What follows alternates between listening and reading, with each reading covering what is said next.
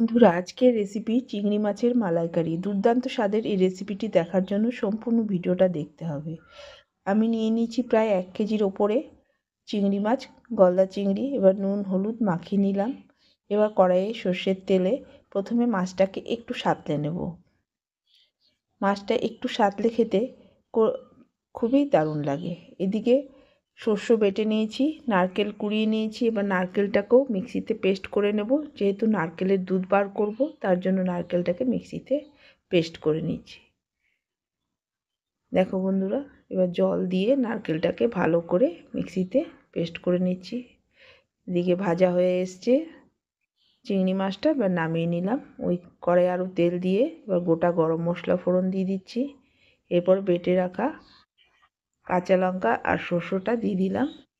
Butter সময় হলুদ দিয়ে বেটেছে। এরপরে দিয়ে দিলাম 1 চামচ শুকনো লঙ্কা, কয়েকটা চেরা কাঁচা লঙ্কা, আর এবারে দিয়ে দেব স্বাদ মতো নুন, আর দিয়ে দেবো 1 চামচের মতো চিনি।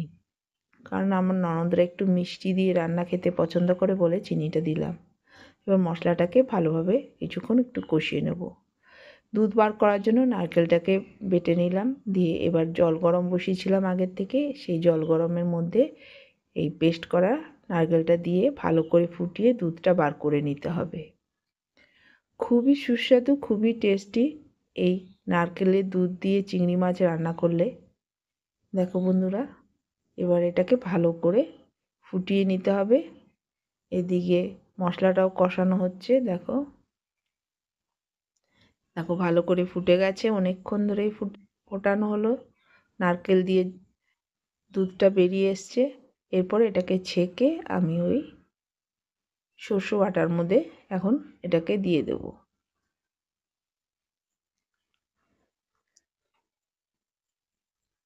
ভালো লাগলে অবশ্যই সাথে থেকে লাইক শেয়ার কমেন্ট করতে ভুলো না। এই দেখো ছেঁকে আমি জলটা দিয়ে দিলাম। নারকেলের দুধটা, সমস্ত দুধটা বেরিয়ে গেল। আর দেখো, নারকেলের দুধ যখনই বার করবে, গরম জলে নারকেল পেস্ট করে দিয়ে ভালোভাবে অনেকক্ষণ ফুটিয়ে নিলেই দুধটা বেরিয়ে আসবে। এরপরে এটাকে ভালো করে কিছুক্ষণ ফুটিয়ে নেব। ফুটিয়ে নিয়ে ভেজে রাখা চিংড়ি মাছটা এখন আমি এতে দিয়ে দিচ্ছি। দিয়ে ভালো করে ফুটিয়ে যখন গা মাখা ঝোল হবে, তখন আমি নামিয়ে নেব। তাহলেই রেডি হয়ে যাবে চিংড়ি মাছের মালাইকারি। দেখো বন্ধুরা, এরপরে এটাকে ভালো করে হাই ফ্লেমে ফুটিয়ে নেব। তাতে মাছটাও সেদ্ধ হয়ে যাবে ভালো মতো, আর গ্রেভিটাও ঘন হয়ে যাবে। খেতে কিন্তু দারুণ টেস্টি লাগে। দেখো নামিয়ে নিলাম। কেমন হয়েছে অবশ্যই জানিও। ভালো